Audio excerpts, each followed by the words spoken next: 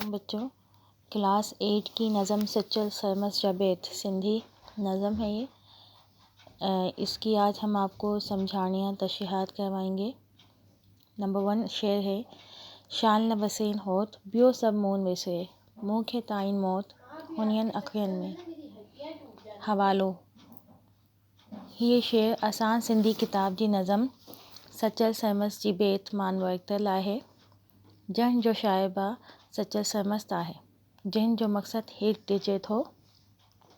सम्झाणी, हिन शेर में शाइर ससी जे रूप में पनहू जी जुदाई में इंसान मोहब्बत जो इज़हार कंदी चवी थो त ए होत ख़ुदा करे आऊं तोखे न विसारी सघां, सभु कुझु मूंखे विसरी विझे, जेसिताईं मून खे मौत अचे तेसिताईं तूं मुंहिंजी अखियुनि में हूंदीं।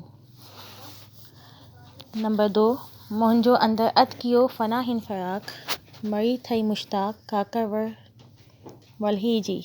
सम्झाणी, हिन शेर में शाइर पंहिंजी महबूब जी इंतज़ार में चवी थो त हाणे आऊं तोखे यादि करी अधु मऊ थई वियो आहियां, ए मुंहिंजा महबूब तूं जल्दी हिन लाचार जी का संभाल लाह न त आऊं मरी वेंदसि।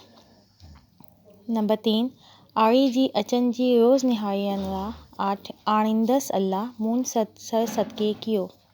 सम्झाणी, हिन शेर में शाइर ससी जी रूप में फरमाई थो त आऊं पनहू जी इंतज़ार में हर रोज़ हिन जी राह पियो ॾिसां, पर अञा हू न पियो अचे, हाणे हिन खे अल्लाह ई वापसि आणींदो, मून तान पंहिंजी जान सदके कई, मून हिन तान पंहिंजी जान सदके कई।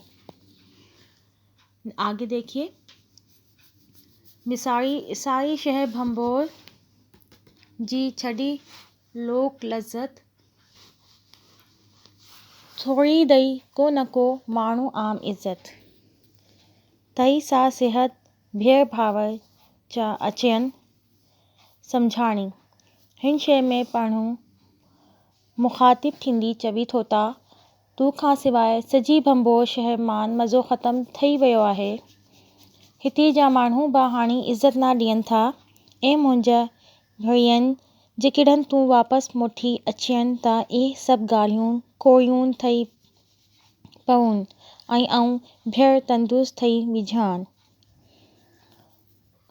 नंबर 5 बही भोरियोम तान पन्हू पाणी आयान, पान मंझान पान के ही भर लाए भयूम, सही कुन क्यूम तग़ैर गुमान उथी विया। सम्झाणी, हिन शेर में शाइर ससी जे रूप में चवी थो त जेकॾहिं आऊं थधी दिमाग़ सां सोचियो त मूं खे पंहिंजी अंदर मान ही आवाज़ आयो त ए ससी तूं छो अची गुमराह थी आहीं, पन्हू त तूं ख़ुदि आहीं, हू तुंहिंजी वजूद में शामिल आहे ऐं तुंहिंजी अंदर में आहे, जॾहिं इहा ॻाल्हि समझ में आई त सभु वहम ऐं गुमान ख़त्म थी विया।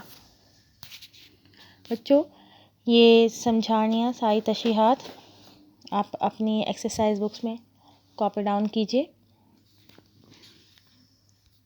जी, सच्चल सरमस